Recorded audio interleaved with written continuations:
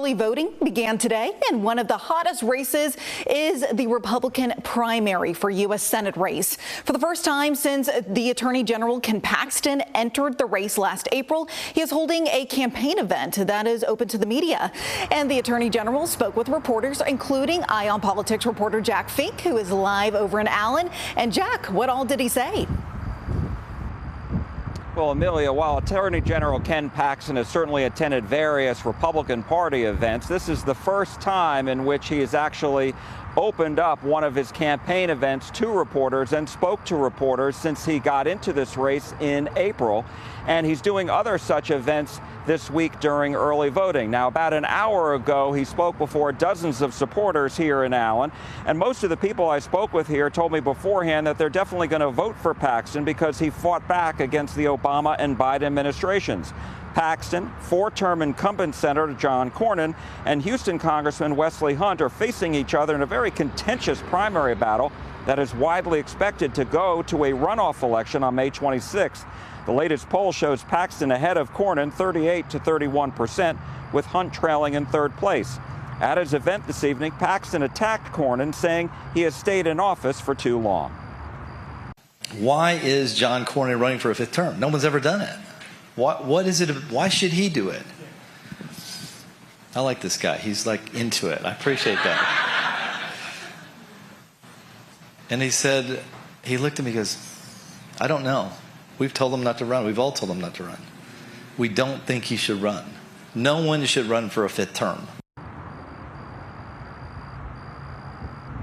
As for Senator Cornyn, he's going to be campaigning in Fort Worth tomorrow. In Austin today, he went after Paxton and predicted that other Republicans on the ballot here in Texas are going to be hurt if he is the Republican nominee. The truth is, Texans can't trust Ken Paxton. He's lied to his family.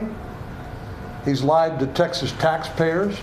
He's lied to his senior staff, the heroic whistleblowers, who turned him into the FBI for interfering in a federal investigation of one of his campaign donors.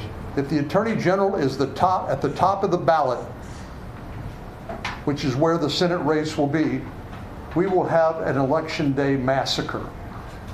Republicans up and down the ticket will pay the price of having an albatross like our corrupt Attorney General hung around their neck.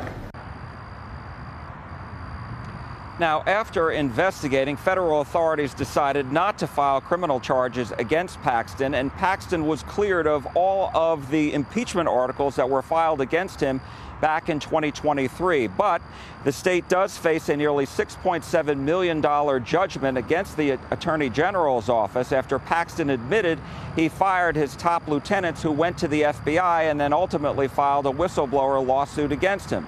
As for Wesley Hunt, he was in Dallas yesterday, and he has called Cornyn a career politician, and now he's also calling Paxton a career politician. I've been in politics now for 3 years. I am not a career politician. Ken has been around politics for going on 30. He's a career politician. I think it's time for us to turn the page on career politicians. Now, as you might expect, Paxton rejected what both Hunt and Cornyn had to say about him. He spoke with reporters, and we'll have more on that coming up at 10 o'clock on Channel 11.